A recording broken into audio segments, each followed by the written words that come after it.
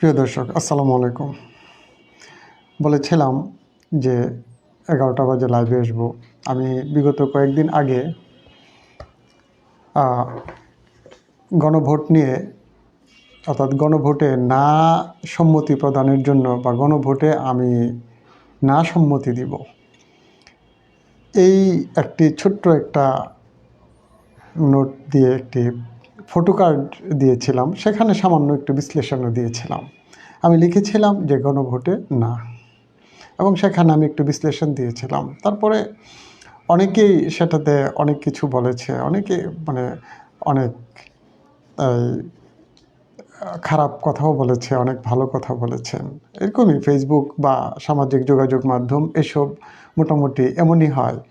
এখানে ভার্চুয়াল জগৎ, যেহেতু এটা অ্যাকচুয়াল না, অ্যাকচুয়াল আর ভার্চুয়ালের মধ্যে আকাশ পাতাল ব্যবধান।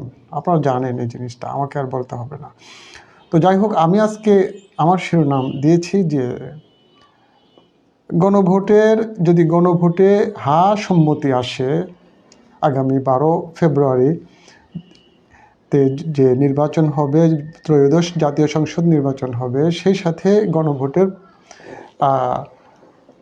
হা না সম্মতি নেওয়া হবে, ভোট হবে, গণভোট হবে।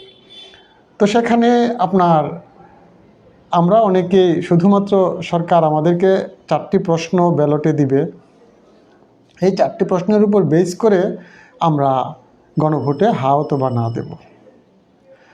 এখন এই 4টি প্রশ্নই কি সব কিছু? আমাদেরকে এই 4টি প্রশ্নেও প্রথমেই বলা হয়েছে যে নিম্ন উল্লিখিত 4টি প্রশ্ন আপনি দেখেছেন, পড়েছেন, এবং তার উপর ভিত্তি করে আপনি গণভোটে হা অথবা না দেবেন। এখানে আপনাকে এর মধ্যে আমি ছোট্ট একটা কথা বলে রাখি। সেখানে হলো যে আপনার বলা হয়েছে যে এখানে এই উচ্চকক্ষ সম্পর্কে একটা ধারণা দেওয়া হয়েছে। সামান্য এক লাইনে বলা হয়েছে যে এখানে 100টি আসন উচ্চকক্ষে হবে, এবং সেই আসনে জনগণের ভোটের সংখ্যানুপাতে উচ্চকক্ষ 100 জনকে নির্বাচিত করা হবে দলগুলো থেকে, এবং তাদের অনুমতি লাগবে নিম্নকক্ষ যদি কোনো সংবিধান সংশোধন করে। একমাত্র যে আপনার এই যেটাকে বলা হয় অনাস্থা প্রস্তাব এবং অর্থ বিল ছাড়া আর সব কিছুতেই উচ্চকক্ষের অনুমোদন লাগবে। এখানে উচ্চকক্ষেরও কিছু সীমাবদ্ধতা আছে। একবারে যদি উচ্চকক্ষ ফাইল আটকিয়ে রাখে, সেখানে একটা নির্দিষ্ট সময় পর এটা ধরে নেওয়া হবে যে উচ্চকক্ষ সম্মতি দিয়েছে। আর উচ্চকক্ষ যদি এখানে নিম্নকক্ষে আবার এটাকে ফেরত পাঠায়, তাহলে নিম্নকক্ষ সেটাকে যাচাই বাছাই করবে। আরও অনেক কথা বলা হয়েছে, যাক আমি এসবে যাব না। আমি জাস্ট আমার উত্তরটা দেব যে গণভোট হওয়ার পর সংবিধানে সর্বশক্তিমান আল্লাহর উপর পূর্ণ আস্থা বিশ্বাস, যদি গণভোটে হা প্রস্তাব পাশ হয়, তাহলে সর্বশক্তিমান আল্লাহর উপর পূর্ণ আস্থা বিশ্বাস এই কথাটা সংবিধানে যুক্ত করা যাবে কি না, আমি এই প্রশ্নের উত্তরটা দেব। দেখেন, এখানে আমাদের যে বাংলাদেশের যে সংবিধান, সেই সংবিধানের দ্বিতীয় ভাগের প্রথমেই বলা আছে 8 অনুচ্ছেদে বলা হয়েছে, এবং দ্বিতীয় ভাগের বিষয়বস্তুই হলো রাষ্ট্র পরিচালনার মূলনীতি। এই মূলনীতিতে যেই কথাটা বলা আছে, আপনার প্রথমে 8 অনুচ্ছেদ আছে, এবং সেই 8-এ বলা আছে মূলনীতিসমূহ। এই মূলনীতিসমূহের মধ্যে বলা হয়েছে জাতীয়তাবাদ, সমাজতন্ত্র, গণতন্ত্র, আর হলো ধর্মনিরপেক্ষতা। এই 4টি কথা বলা আছে মূলনীতিসমূহের মধ্যে, এবং এটা হলো অনুচ্ছেদ 8-এর অন্তর্ভুক্ত, সংবিধানের অনুচ্ছেদ 8-এর অন্তর্ভুক্ত। এই কথাটা ভাই একটু খেয়াল রাখিয়েন, আমি একটু পরে এটা নিয়ে আমার উত্তরটা দেবো। জাস্ট আমি এই 4টা কথাই বললাম। মূলনীতিসমূহ সমাজতন্ত্র, গণতন্ত্র, আপনার জাতীয়তাবাদ, আর হলো ধর্মনিরপেক্ষতা, এই 4টা কথা বলা হয়েছে মূলনীতিসমূহে। এখন আমাদের জুলাই সনদ সম্পর্কে একটু বলি। জুলাই সনদের 7 এবং 8-এ এই মূলনীতি নিয়ে সংস্কার হয়েছে। জুলাই সনদের 7 এবং 8। তো এখানে জুলাই সনদ আপনারা যদি দেখেন, জুলাই সনদ 2025, এই সনদ যদি আপনারা পড়েন, তাহলে সেখানে দেখবেন 7 এবং 8-এ এটার একটা পরিবর্তন যুক্ত করা হয়েছে সংবিধানে। এবং সেই জুলাই সনদে এই 3 নাম্বার যে পরিচ্ছেদ, 3 নাম্বার অর্থাৎ সংবিধান সংস্কারের অংশ তফসিল 1-এ সেখানে যুক্ত করা হয়েছে, 3 নাম্বার পরিচ্ছেদে যুক্ত করা হয়েছে যে তুমি এই সংবিধান সংশোধন করতে পারবা। সংবিধান সংশোধন সম্পর্কে বলা হয়েছে যে তুমি সংবিধান সংশোধন করতে পারবা। যারা সরকার গঠন করবে আগামী নির্বাচনে, ত্রয়োদশ জাতীয় সংসদ নির্বাচনে যারা সরকার গঠন করবে তার ক্ষেত্রে বলা হয়েছে যে তোমরা সংবিধান সংশোধন করতে পারবা। শর্ত থাকে, কি শর্ত থাকে? বলা হয়েছে সংবিধান সংশোধনের জন্য সংসদের নিম্নকক্ষে 2/3 এবং উচ্চকক্ষের সংখ্যাগরিষ্ঠ সমর্থন প্রয়োজন হবে। নিম্নকক্ষে যারা 300 জন আছে তার মধ্যে 2/3, 3 ভাগের 2 ভাগ, 300 জনের মধ্যে 200 জনের মতামত লাগবে। যদি 200 জনের মতামত পায়, 3 ভাগের 2 ভাগ, ধরেন 300কে যদি 3 ভাগ করি 100 করে পড়ে, তাহলে 3 ভাগের 2 ভাগ হলো 200।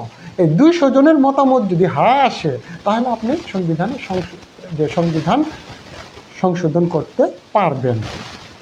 নিম্নকক্ষের কথা বলছে। আর উচ্চকক্ষেও সেটা আবার সমর্থন লাগবে। কি সমর্থন লাগবে? উচ্চকক্ষে লাগবে এমন যে সংখ্যাগরিষ্ঠ, অর্থাৎ 100 জনের মধ্যে যদি 51 জনও এর সাথে হ্যাঁ সম্মতি দেয় তাহলে সেটা সংবিধানে সংশোধনী হিসেবে যুক্ত হবে। আচ্ছা, এখন আসেন, আমাকে বলা হয়েছে যে সংবিধান সংশোধনের জন্য সংসদের নিম্নকক্ষে 2/3 এবং উচ্চকক্ষে সংখ্যাগরিষ্ঠ সমর্থন প্রয়োজন হবে। তবে প্রস্তাবনা সহ সংবিধানের প্রথমেই বিসমিল্লাহির রহমানির রহিম যেখানে বলা আছে, সংবিধান খুললেই আপনি দেখবেন লেখা আছে বিসমিল্লাহির রহমানির রহিম, এরপরেই লেখা আছে প্রস্তাবনা সমূহ, এই অংশটা, তারপরে প্রথম ভাগ, দ্বিতীয় ভাগ, তৃতীয় ভাগ, চতুর্থ ভাগ, পঞ্চম ভাগ, ষষ্ঠ ভাগ, সপ্তম ভাগ, এইভাবে আছে। তো এই এখন প্রস্তাবনা সমূহের কথা বলা হয়েছে। প্রথম যে কথাটা, প্রস্তাবনা সমূহ সুনির্দিষ্ট কতগুলো অনুচ্ছেদ, এর সাথে আবার সুনির্দিষ্ট কতগুলো অনুচ্ছেদ যুক্ত করা হয়েছে। এর মধ্যে দ্বিতীয় ভাগের 8 অনুচ্ছেদ। আমি বলেছিলাম রাষ্ট্র পরিচালনার মূলনীতি দ্বিতীয় ভাগে আছে, আর এই 8 অনুচ্ছেদেই বলা হয়েছে মূলনীতি সমূহ। এই মূলনীতি সমূহ বলা আছে জাতীয়তাবাদ, সমাজতন্ত্র, গণতন্ত্র, আর আছে ধর্ম নিরপেক্ষতা, যা 1979 সালে 1972 থেকে 1975 সাল পর্যন্ত সংবিধানে 4 বার সংশোধনী হয়েছে। সর্বশেষ সংশোধনীতে যে কাজ করা হয়েছিল, অনেক কিছু হয়েছিল, যাক ওইটার বলবো না। 4 বার সংশোধনী হয়েছে। এর মধ্যে 72-এর সংবিধানে উল্লেখ ছিল ধর্মনিরপেক্ষতা। তো পরবর্তীতে 75-এর 15 আগস্টের মর্মান্তিক ঘটনার পর যে ঘটনাটা ঘটলো, অনেক কিছু হয়েছে, সামরিক হস্তক্ষেপ, অনেক 7 নভেম্বর বিপ্লবের ঘটনা ঘটেছে। তারপর শহীদ রাষ্ট্রপতি জিয়াউর রহমান ক্ষমতায় আসেন। উনি 1977 সালে গণভোটের আয়োজন করেন। যেই গণভোট আমার দেশের স্বাধীনতা, সার্বভৌমত্ব এবং এই দেশের জনগণকে অধিকার দিয়েছে। পত্রিকা সব বন্ধ করে দেওয়া হয়েছিল বাকশাল গঠনের মাধ্যমে, আপনারা জানেন। সব সংবাদ মাধ্যম বন্ধ করে দেওয়া হয়েছিল। আচ্ছা, তারপর রাজনৈতিক দলগুলোকে ব্যান করে দেওয়া হয়েছিল, এটা আপনারা জানেন।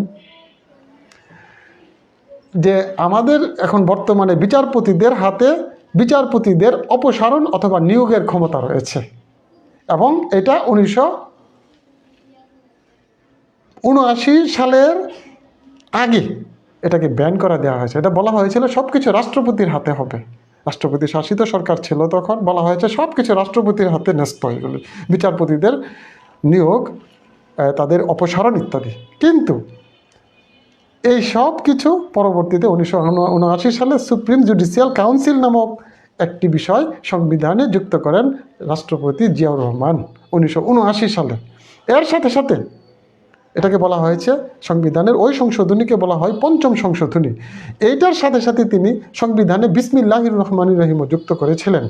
প্রস্তাবনার ঠিক আগে সংবিধান খুললেই আপনি দেখবেন বিসমিল্লাহির রহমানির রহিম, এই কথাটা শহীদ রাষ্ট্রপতি জিয়াউর রহমান যুক্ত করেছিলেন। আচ্ছা, তারপরে দেখেন তিনি মূলনীতি সমূহের মধ্যে যে 4টা মূলনীতি বলেছি, সমাজতন্ত্র, জাতীয়তাবাদ, গণতন্ত্র, ধর্মনিরপেক্ষতা ছিল ৭২-এর সংবিধানে। আর তিনি সেই ধর্মনিরপেক্ষতা বাদ দিয়ে যুক্ত করেছিলেন সর্বশক্তিমান আল্লাহর উপর পূর্ণ আস্থা ও বিশ্বাস। এই কথাটাকে আবার ২০১১ সালে বিচারপতি খায়রুল হকের এক আদেশে তারা সংবিধান সংশোধন করে ফেলেছে, এবং সেই সংশোধনীকে বলা হয়েছে যে পঞ্চদশ সংশোধনী। এই পঞ্চদশ সংশোধনী করেছিল আমাদের সাবেক প্রধানমন্ত্রী শেখ হাসিনার নেতৃত্বাধীন আওয়ামী লীগ সরকার, যারা তখন ক্ষমতায় ছিল। তো পঞ্চদশ সংশোধনী করার সময় সে বিচারপতি খায়রুল হকের এক আদেশ দিয়েছিল, পঞ্চম সংশোধনীকে তারা বাতিল করে দিয়েছিল।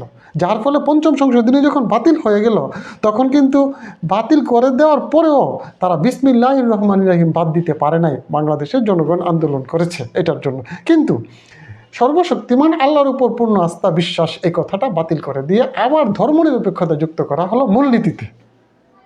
এখন শেখ হাসিনার পতনের পর ২০২৪ সালের ৫ আগস্ট যখন পরিবর্তন হলো শেখ হাসিনার, তখন বাংলাদেশের মানুষ, মুসলমানরা ভাবছিল যে আবার বুঝি সংবিধানে সর্বশক্তিমান আল্লাহর উপর পূর্ণ আস্থা বিশ্বাস যুক্ত হবে, যেহেতু বিএনপির প্রতিষ্ঠাতা রাষ্ট্রপতি জিয়াউর রহমান যুক্ত করেছিল সংবিধানে এই কথা, যেহেতু বিএনপি এখন সবচেয়ে বড় দল বাংলাদেশে, তাই মানুষ ভেবেছিল যে বিএনপি তো ক্ষমতায় যাবে, গেলে এই জিনিসটাকে আবার যুক্ত করবে সংবিধানে, এমন ভেবেছিলাম আমরা।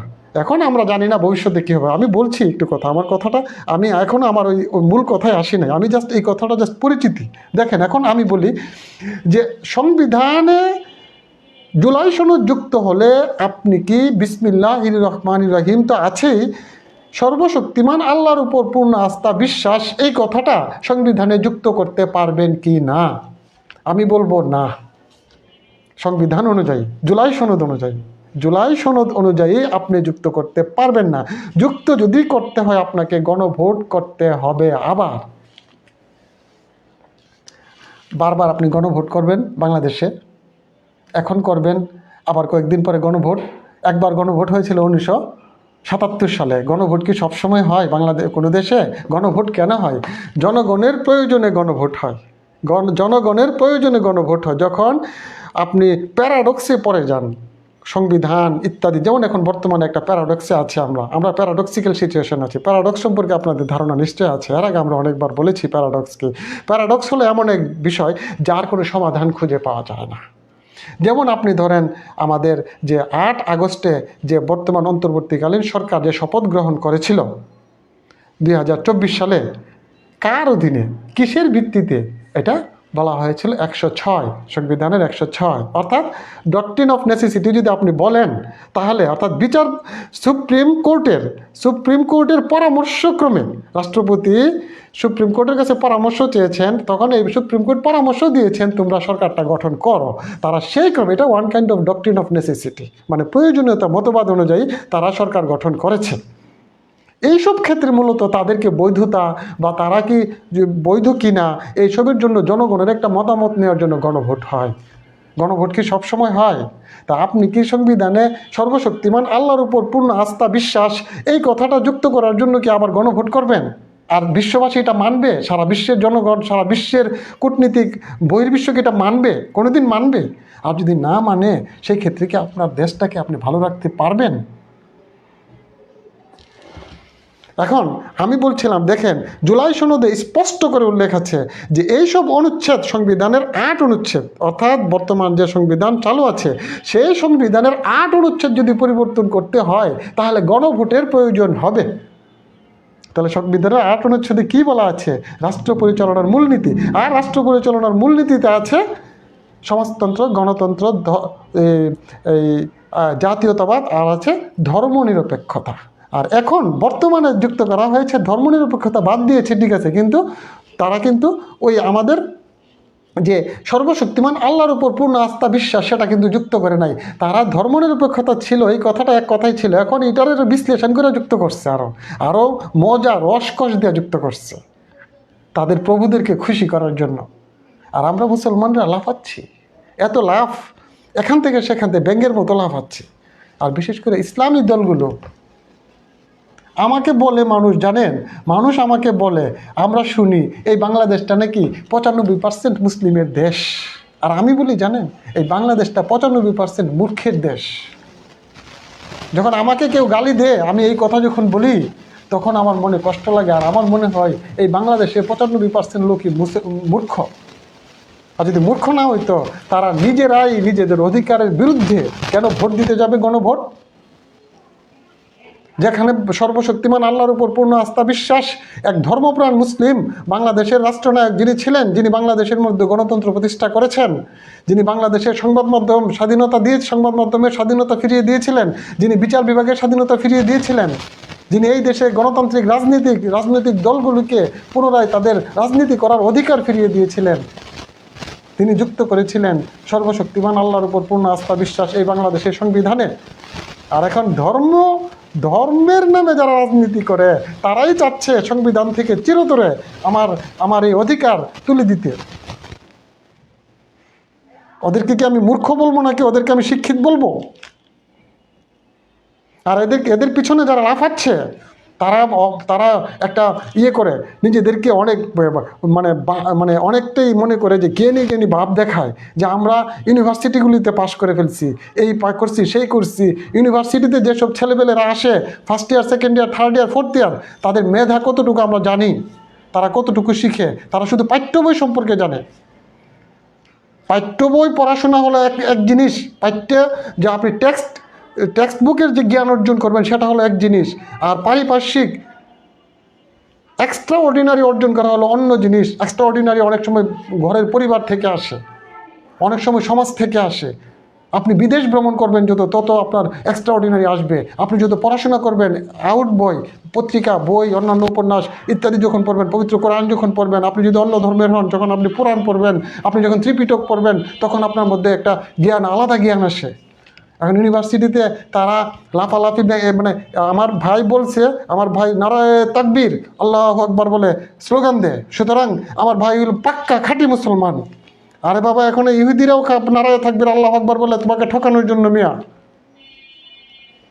আমাকে যে এতদিন বকাবকি করছো 3-4 দিন, তুমি আমাকে আমার কথার মধ্যে যদি তুমি একটু যুক্তি দেখাও, যা আমার বিরুদ্ধে মামলা করো। তবে তোমরা কোনো এক্সট্রিমিজমে যাও না, এতটুকু বললাম। তোমরা তো আবার এক্সট্রিমিস্ট। সংবিধানের 8 অনুচ্ছেদ যদি পরিবর্তন তুমি না করতে পারো গণভোট ছাড়া, তাহলে তোমার মুখে জুতা। আমাকে মেয়ে বকো, পড়াশোনা করছো কিচ্ছু? তুমি সংবিধান পড়ে দেখো সংবিধানের 8 অনুচ্ছেদে কি আছে। আর জুলাই সনদ পড়ো, জুলাই সনদের 3 পরিচ্ছেদ 3 অনুচ্ছেদ 3 কি আছে দেখো। জুলাই সনদের 3 অনুচ্ছেদে কি আছে? সংবিধান, অর্থাৎ সংবিধান সংস্কার বিষয়ে যে কথা বলা আছে, যে অংশটা আছে, সেই অংশতে 3 অনুচ্ছেদ, সেটা পরে দেখো বলা আছে যে 8 অনুচ্ছেদ যদি পরিবর্তন করতে হয় সেখানে গণভোটের প্রয়োজন হবে। সুতরাং তুমি যদি এখন গণভোট দিয়ে সম্মতি দাও, তা জুলাই সনদ সংবিধানে যুক্ত হবে। আর জুলাই সনদ যখন সংবিধানে যুক্ত হবে, তখন আর সর্বশক্তিমান আল্লাহর উপর পূর্ণ আস্থা বিশ্বাস তুমি সংবিধানে যুক্ত করতে পারবা না। যদি যুক্ত করতে হয়, তোমাকে আবার গণভোট প্রয়োগ করতে হবে। তোমাকে বারবার তুমি গণভোট করবো বাংলাদেশে? গা ধা করতে আইসেন। আমি তো তোমাকে গাধা বলছি, আমি তোমাকে প্রমাণ করে গাধা বলছি। আর তুমি যদি পারো আমাকে প্রমাণ দেখাও। তোমরা আইছো সরকার, তোমাদেরকে যে 4টা প্রশ্ন ব্যালট ভোটে দিবে, ব্যালট পেপারে দিবে, 4টা প্রশ্ন পড়ো শুধু। পড়া তুমি আরেকজনকে গালাগালি করো। মিয়া, গালিগালাজ করো। আসলে তোমাদের পারিবারিক সমস্যা এগুলি। মিয়া, পরিবার তোমাদেরকে ভালো শিখায় না, তোমরা লেখাপড়াও করতে পারো নাই, এই জন্য তোমরা অনেক কিছুই শিখো না। ইউনিভার্সিটিতে তোমার ভাইরা এই ডাকসু ইত্যাদিতে পাশ করে ফেলছে, আর তোমরা মিয়া পাগল হয়ে গেছো। ডাকসুর যে ছেলেবেলা আছে, তাদের পারিবারিক ব্যাকগ্রাউন্ড খবর নাও মিয়া। তারাও গিয়ে দেখো এক্সট্রিমিজম থেকে এসেছে, যারা না বুঝি ধর্মকর্ম নিয়ে লাফালাফি করে। আমি পবিত্র কোরআন অর্থসহ পড়েছি, আলহামদুলিল্লাহ, তোমাদের দয়। আল্লাহ তাআলা এমন জ্ঞান দিয়েছেন আমাকে। এই জন্যই আমার আজকে আরেকটা আয়াত মনে হয়েছে। এখন রাগের মাথায় আয়াত পড়া ঠিক না, তাও বলছি। বিসমিল্লাহির রহমানির রহিম। ওয়ালা তালবিসুল হাক্কা বিল বাতিলি ওয়া তাকতুমুল হাক্কা ওয়া আনতুম তা'লামুন ওয়া আকিমুস সালাতা ওয়া আতুজ যাকাত ওয়ারকাউ মা'র রাকিন। ওয়ালা তালবিসুল হাক্কা বিল বাতিলি, তোমরা মিথ্যার সাথে সত্যকে মিশ্রিত করিও না। অতাকতুমুল হাক্কা ওয়া আনতুম তা'লামুন, এবং জেনে শুনে তোমরা সত্যকে গোপন করিও না। আতা'মুরুনান নাসা বিল বিররি ওয়া তানসাউনা আনফুসাকুম ওয়া আনতুম তাতলুনাল কিতাব আফালা তা'কিলুন। আতা'মুরুনান নাসা বিল বিররি, তোমরা সত্যের আদেশ অন্যকে দাও, সত্যের আদেশ অন্যকে দাও। আতা'মুরুনান নাসা বিল বিররি ওয়া তানসাউনা আনফুসাকুম, অথচ নিজেকে ভুলে যাও। আনফুসাকুম, নিজেকে ভুলে যাও। ওয়া তানসাউনা আনফুসাকুম ওয়া আনতুম তাতলুনাল কিতাব, অথচ তোমরা কিতাব পড়ো, অথচ তোমরা পবিত্র কোরআন পড়ো। আফালা তা'কিলুন, তবে কি তোমরা বুঝো না? তোমরা পবিত্র কোরআন পড়ো, তবে কি তোমরা বুঝো না? আল্লাহ তাআলা পবিত্র কোরআনে আমাদেরকে এইভাবে সতর্ক করেছেন, তুমি অন্যকে আদেশ করো, অন্যকে তুমি আদেশ করছো সত্যের কথা, আর নিজের কথা ভুলে গিয়েছ। পবিত্র কোরআন আমরা অনেকেই পড়ি, কিন্তু নিজের জীবনে কতটুকু কার্যকর করি সেটা আমরা জানি না, আমরা বুঝি না। আর আমরা যেহেতু ধর্মকর্ম করতে চেষ্টা করি, ছোটোবেলা থেকে একটা ইচ্ছা ছিল। আর পবিত্র কোরআন অর্থসহ পড়ার পিছনে আরও কারণ আছে। আমি জানি এই পৃথিবীতে, আমি অনেক আগে থেকে আল্লাহ জানি কেন আমার মাথায় এমন একটা বিষয় দিয়েছে। আমি আল্লাহর কাছে হাজার কোটি শুকরিয়া আদায় করি যে এই পৃথিবীতে ভণ্ডবাদ পরে ভরে গিয়েছে, মুসলমানের শত্রু চারদিকে। ইসলামের কথা বলেই তোমাকে প্রতারিত করবে লেবাস ধরে। আর এই লেবাসদারীদেরকে চেনার জন্য তোমাকে পবিত্র কোরআন জানতে হবে, অর্থসহ পবিত্র কোরআন জানতে হবে, হাদিস জানতে হবে, এবং এগুলি নিয়ে তোমার জীবনে অ্যাপ্লাই করতে হবে, তবেই তুমি তাদেরকে চিনতে পারবা। আর তুমি পড়লা, জানলা, আর ভাই শয়তানও তো জানে, কিন্তু কতটুকু সে জীবনে অ্যাপ্লাই করে। শয়তান তো একজন সমগ্র মুসলমান যা জানে, শয়তান মানে আমাদের চেয়ে অনেক অনেক ভালো জানে। কিন্তু আল্লাহ তাআলা কি বলেছেন শয়তান ভালো মানুষ? শয়তান কি ভালো মানুষ? আল্লাহ তাআলা বলেছেন এই কথা? কোনো দিন না। আমি ভাই অনেক সময় অনেক কথা বলি, কিন্তু আমি চেষ্টা করি আমার পবিত্র কোরআন এবং হাদিস যা বলেছে, আল্লাহর হুকুম, আলেম ওলামারা কি বলেছে সেটা জানতে। আপনি আজকে দেখেন যারা পবিত্র আলেম, সত্যিকারের আলেম যারা, তারা আবার একটু সমস্যা, তাদের হালকা একটু প্রবলেম আছে। প্রবলেমটা হলো কি, তারা পবিত্র কোরআন পড়ে, হাদিস পড়ে, এই বিষয়ে তাফসির পড়ে, সব কিছু পড়ে, কিন্তু পারিপার্শ্বিক অবস্থার খবর রাখে না, একটা খবর টবর পড়ে না। বাংলাদেশের সংবিধানটা পড়লে ওনাদের কি হয়, ওনারা সেটা পড়ে না। জুলাই সনদ হয়েছে, জুলাই সনদটা ভালো করে পড়লে কি হয়, ওনারা সেটা পড়ে না। এটাগুলি কি দরকার নাই? এখন দেখেন কালকে একজন, আমি দেখলাম যে একজন মাইক নিয়ে হুজুর স্টাইলে একজন লোক বলতেছে সংবিধান থেকে বিসমিল্লাহির রহমানির রহিম ওঠাই দিছে জুলাই সনদ, যদি পাশ হয় জুলাই সনদ তাহলে সংবিধানে বিসমিল্লাহির রহমানির রহিম থাকতো না, আমরা না ভোট দেব। এই বেটার কথা মিথ্যা কথা। এই বেটা এটাও জানে না সংবিধানে যদি জুলাই সনদ যুক্ত হয় বিসমিল্লাহির রহমানির রহিম যুক্ত সরবে না, বিসমিল্লাহির রহমানির রহিম থাকবে। কিন্তু আমার সমস্যা হলো যে জুলাই সনদে আর সর্বশক্তিমান আল্লাহর উপর পূর্ণ আস্থা বিশ্বাস কেন রাখা হলো না? এত মুসলমানের দেশ, 95% মুসলমান, এবং মুসলমানরাই আন্দোলন করেছে, মূলত আন্দোলন করেছেন মুসলমানেরা। কেন তাহলে মুসলমানের অধিকারটা আগে আসলো না? আবার মুসলমানদেরকে কেন প্রতারিত করা হচ্ছে? তাদেরকে আবার কেন বলা হয়েছে গণভোট দিলে তুমি এই অধিকার পাবে, সেই অধিকার পাবে? তুমি যদি একজন মুসলিম হও তাহলে তোমার প্রধান অধিকার হলো তোমার আল্লাহ এবং রাসূলকে খুশি করা। সর্বপ্রথম তোমার দায়িত্ব হলো আল্লাহ এবং আল্লাহ রাসূল যেভাবে খুশি থাকে সেভাবে কাজ করা। আর আমরা যাচ্ছি কোন দিকে? তাহলে আমি বললাম যে জুলাই সনদের 3 নম্বর পরিচ্ছদে আপনি দেখেন, ভালো করে দেখেন, দেখবেন যে সেখানে স্পষ্ট উল্লেখ আছে যে তবে প্রস্তাবনা সহ সুনির্দিষ্ট কতগুলো অনুচ্ছেদ, যথা 8 নম্বর অনুচ্ছেদ, সংবিধানের 8 নম্বর অনুচ্ছেদ। আর সেই 8 নম্বর অনুচ্ছেদে আছে মূলনীতিসমূহ। আর মূলনীতিতে লেখা আছে সমাজতন্ত্র, জাতীয়তাবাদ, গণতন্ত্র, ধর্মনিরপেক্ষতা। বর্তমানে যেটা 2011 সালে পরিবর্তন করে ফেলেছে, ধর্মনিরপেক্ষতা জায়গায় ছিল সর্বশক্তিমান আল্লাহর উপর পূর্ণ আস্থা বিশ্বাস, যেটা হাসিনা পরিবর্তন করে ফেলছে। এখন আমরা ভাবছিলাম এটাকে আবার যুক্ত করা হবে, মুসলমান আন্দোলন করে এই দেশটাকে হাসিনাকে বিতাড়িত করছে, এখন মুসলমানের অধিকারটাই যুক্ত করা হলো না। আবার মুসলমানের কাছে আবার তারা গিয়া এখানে গণভোটের প্রচার চালায়। আবার হেই নাম মুসলমানরাই কতগুলো ভণ্ডের কথা শুনে বলতেছে আমরা নাকি বুঝি না, বলতেছে গণভোটে হা দিয়ে গণভোটটা পাশ করে দিব। তো তুমি যদি গণভোট পাশ করো ভাই, তুমি গণভোট পাশ করলে তোমার সর্বশক্তিমান আল্লাহর উপর পূর্ণ আস্থা বিশ্বাস তুমি যুক্ত করতে পারবে না সংবিধানে। তুমি যদি সরকারও গঠন করো তাও পারবে না। কারণ সরকার গঠন করলেও সেখানে তুমি নিয়ম অনুযায়ী, প্রচলিত নিয়ম অনুযায়ী, সাংবিধানিক নিয়ম অনুযায়ী তুমি পারবে না, যদি না তুমি গণভোট করো, আবার গণভোট করতে হবে। এরপরে দেখেন আরও কতগুলো প্রস্তাবনা আছে কিন্তু এখানে। উচ্চকক্ষের গঠনটা দেখেন, উচ্চকক্ষ কিভাবে গঠন হবে। যদি তুমি 100টা আসন আছে উচ্চকক্ষে, 100টা আসন আছে, এই 100টা আসনের মধ্যে সবকটি একবারে জনগণের সরাসরি ভোটে না, জনগণের ভোটে নিম্নকক্ষের 300 সদস্য নির্বাচিত হবে সরাসরি ভোটে। আর এই জনগণের যে ধরেন এখানে 10 কোটি 11 কোটি ভোটার ভোট দিবে বাংলাদেশে 2026 সালের ফেব্রুয়ারির 12 তারিখে, এই 11 কোটি মানুষের মধ্যে কত কোটি মানুষ আওয়ামী লীগকে ভোট দিচ্ছে, কত কোটি আওয়ামী লীগকে বলতে ভুল বলেছি না, আওয়ামী লীগের প্রতিনিধিরা নির্বাচন করবে, এত খুশি হয়েন না। আর যদি নির্বাচন করে এরা নির্বাচন বয়কট করবে, তাদেরকে আপন ভাবার কিচ্ছু নাই। যদি সুযোগ পায় আপনাদের গলাটা সহ কাটবো। আচ্ছা গেল, তারপর আসেন আপনি ধরেন বিএনপি সারা দেশে কত পার্সেন্ট ভোট পাইছে, জামাতে ইসলাম বাংলাদেশ জামাতে ইসলাম কত পার্সেন্ট ভোট পাইছে, সেই ভোটের উপর কত পার্সেন্ট ভোট, এটা কিন্তু আমি ইমুক আসনে ইমুকে পাশ করছে, ইমুক আসনে ইমুকে পাশ করছে সেটা না, সারা বাংলাদেশে কত পার্সেন্ট ভোট পাইছে 100 ভাগের মধ্যে। ধরেন এখন এই 10 কোটি যদি হয় 100 ভাগ, তাহলে সে কেউ যদি 1 কোটি পায়, সে সংসদে জাতীয় উচ্চকক্ষে 100টা আসন পাবে। যদি কেউ 2 কোটি পায়, যদি 10 কোটি কেউ পায় তাহলে 10টা আসন পাবে উচ্চকক্ষে। আর যদি কেউ 20 কোটি পায় তাহলে 20টা আসন পাবে উচ্চকক্ষে। ধরেন বিএনপি পাইলো সারা বাংলাদেশে ভোট পাইলো 40 কোটি, তাহলে তারা 40টা আসন পাবে উচ্চকক্ষে। এইভাবে হবে। আওয়ামী লীগ পাইলো সারা বাংলাদেশে, ধরেন সারা বাংলাদেশ আওয়ামী লীগ এবং তাদের মিত্ররা জাতীয় পার্টি, গণতান্ত্রিক ফ্রন্ট ইত্যাদি মিলিয়ে পাইলো ধরেন 20% ভোট, তারা 20টা আসন উচ্চকক্ষে পাবে। তা 20টা আসন যখন উচ্চকক্ষে পাবে, এখন আমি এই কথাটা জাস্ট আপনি শুনেন, তারপর আমি যে কথা বলি।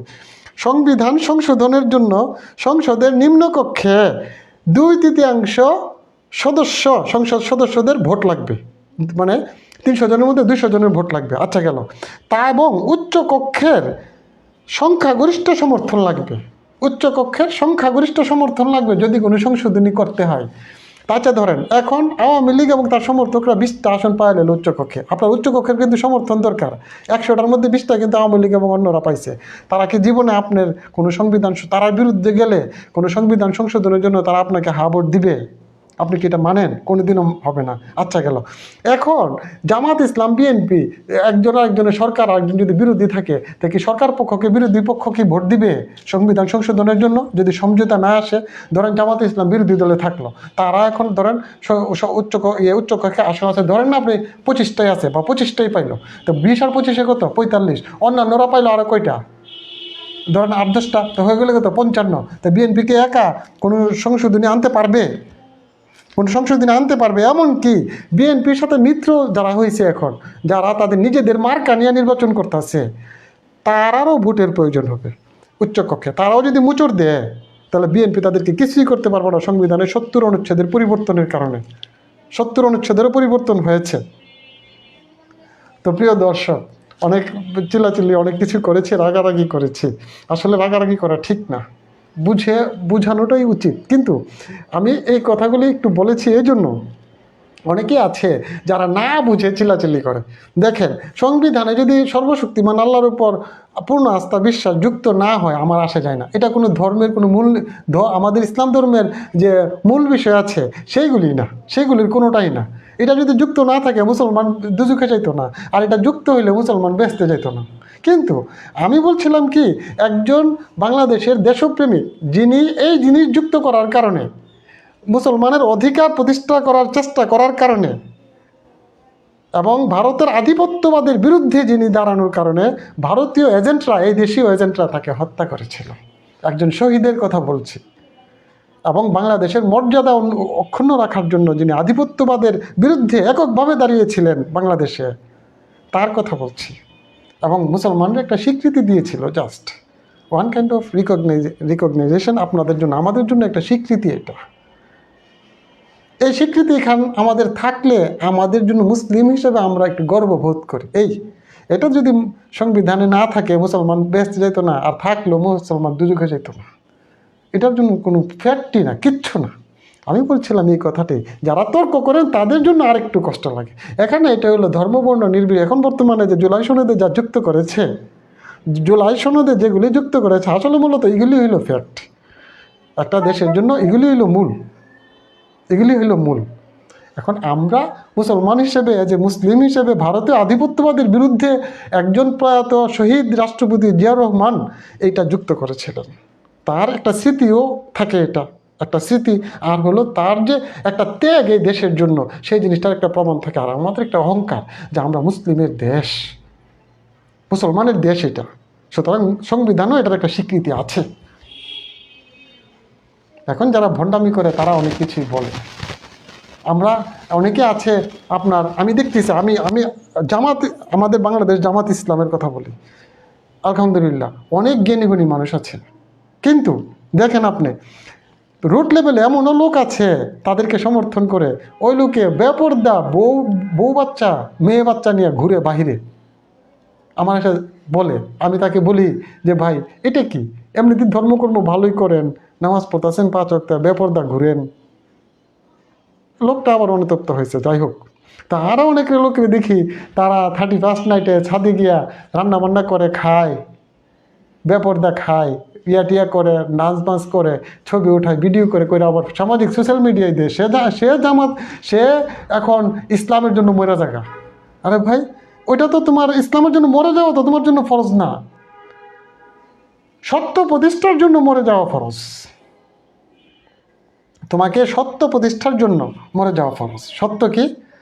আল্লাহ এবং আল্লাহ রাসুলের আনুগত্য করাটাই হলো সত্য। আর বলাই হয়েছে যারা আল্লাহ এবং আল্লাহ রাসুলের আনুগত্য করে তারা মহাসাফল্য অর্জন করিবে।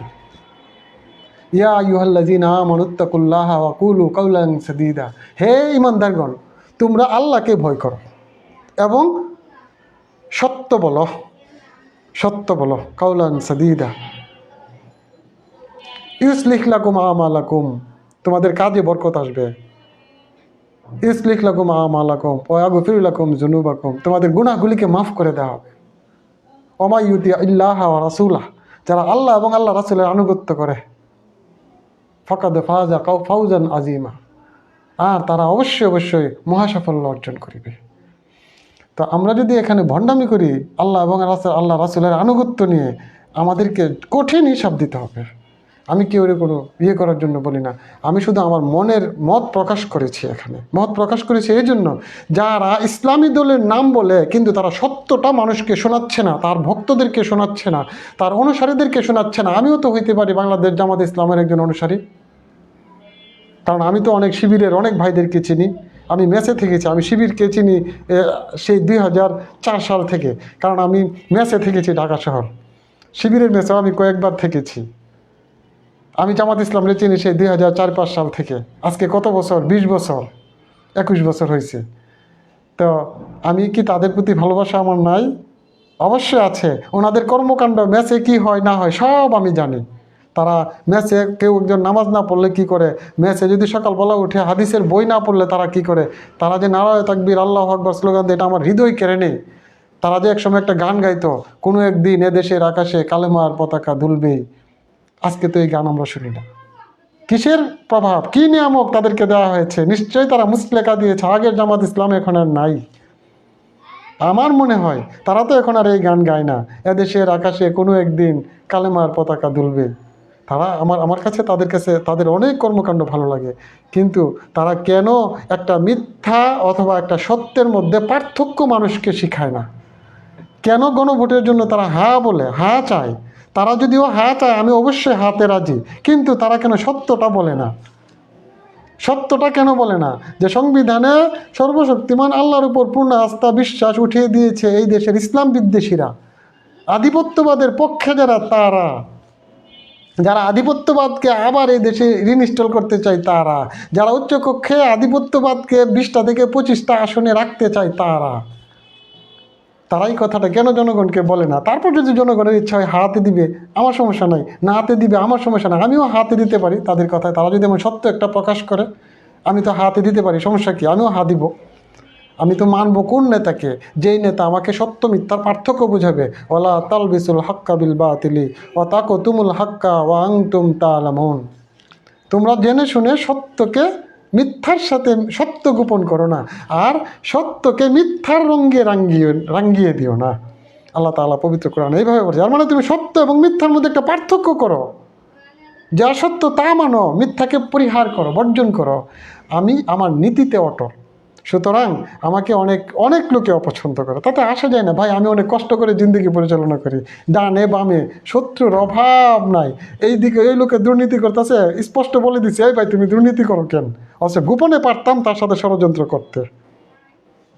গোপন ষড়যন্ত্র আমার কাছে ভালো লাগে না, কারণ ইসলামে স্পষ্ট নিষেধ আছে, বলা হয়েছে ওমা আলাইনা ইল্লাল বালাগ। পবিত্র কোরআনে এই কথা বলা হয়েছে সূরা ইয়াসিনে। আমরা তো সত্য প্রকাশের জন্য একমাত্র কাজ হলো সত্য প্রচার। আমাদের একমাত্র কাজ হলো সত্যকে প্রকাশ করা, স্পষ্টভাবে সত্যকে প্রকাশ করা। তা আমি কি গোপনে কোনো কাজ করলে আমার আল্লাহকে পাবো? কোনো দিনও না। সুতরাং সবাইকে ধন্যবাদ। ভাই আমাকে মাফ করেন, জামাত ইসলামের লোকজনের বিষয়ে খারাপ মন্তব্য করেছি। আমি চাই না জামাত ইসলাম একজন যে দলের মুখ থেকে নারায়ে তাকবীর আল্লাহু আকবার বলে ধ্বনি আসে, যখন শুনি ইউনিভার্সিটিগুলিতে আমার হৃদয় কেড়ে যায়, হৃদয় ছিঁড়ে যায় যে এমন ধ্বনি আর কে দিবে। আমি আপনাদের কাছে একটাই আশা করি, আপনারা সত্য মিথ্যার পার্থক্যটা আপনাদের অনুসারীদেরকে আপনারা শোনান। এটার জন্য আমি রিকোয়েস্ট। আমার কারোর বিরুদ্ধে আমি যাই না। আমি এই পর্যন্ত কেউ বলতে পারবে না বাংলাদেশ জামাত ইসলামের বিরুদ্ধে কোনো কথা বলেছি, বাংলাদেশ জাতীয়তাবাদী দল বিএনপির বিরুদ্ধে কোনো কথা বলেছি। আমি কেউ আমাকে বলতে পারবে না আমি রাজনীতি নিয়ে কারোর বিরুদ্ধে কোনো বিভেদ সৃষ্টি করেছে। একমাত্র যারা গণহত্যা করেছে আমি তাদের বিরুদ্ধে বলেছি। তাদের মধ্যেও যারা ভালো মানুষ তাদের বিপক্ষে আমি না। আমি তাদেরকে যারা ন্যায়পরায়ণ, কারণ ন্যায়পরায়ণ যদি তারা না হইতো, আওয়ামী লীগের সবাই তো আর গণহত্যার সাথে জড়িত ছিল না। তারা যদি ন্যায়পরায়ণ না হইতো, তাদের যদি 20 বা 30% ভোট, বিগত নির্বাচনগুলি আপনি পর্যবেক্ষণ করলে দেখবেন আওয়ামী লীগের গড় ভোট হইল প্রায় 35%। তো তাদের 35% ভোট থাকা সত্ত্বেও নির্বাচনগুলিতে যে 2014, 18 এবং 24 সালের নির্বাচনে কেন 5 থেকে 8% লোক ভোট দিতে ভোট কেন্দ্রে গেছে, অন্যরা গেছে না কেন? নিশ্চয়ই যারা যায়নি তারা হৃদয় মায়ার সৃষ্টি হয়েছে এবং তারা ন্যায়পরায়ণ। সুতরাং আওয়ামী লীগের ওই 4-5% লোকই যারা তখন ভোট কেন্দ্রে গিয়েছে, তাদের মধ্যে একটা অংশ হইল গণহত্যার সাথে জড়িত, আর বাকিরা সবাই ন্যায়পরায়ণ। এখন 4-5%, 5 থেকে 8% লোক এই গণহত্যার সাথে জড়িত, সবাই না। এর মধ্যে 1 থেকে 2% তারা ভোট কেন্দ্রে গেলে কেউ কি আবার ন্যায়পরায়ণতা ছাড়ে নাকি? অনেকটা আছে জোর করে নিছে, সমস্যা কি? কিন্তু এখান থেকে 1-2% লোক গণহত্যার সাথে জড়িত, বাকি সবাই আওয়ামী লীগের ভালো, আমাদের বাংলাদেশের নাগরিক, এবং এরা দেশপ্রেমিক। আমরা দেখেছি এই জিনিসটা পরীক্ষিত। সবাইকে ধন্যবাদ। আসসালামু আলাইকুম।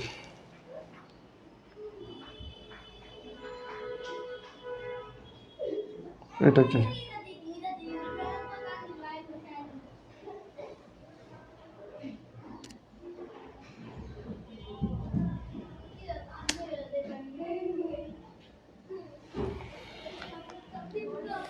হ্যালো।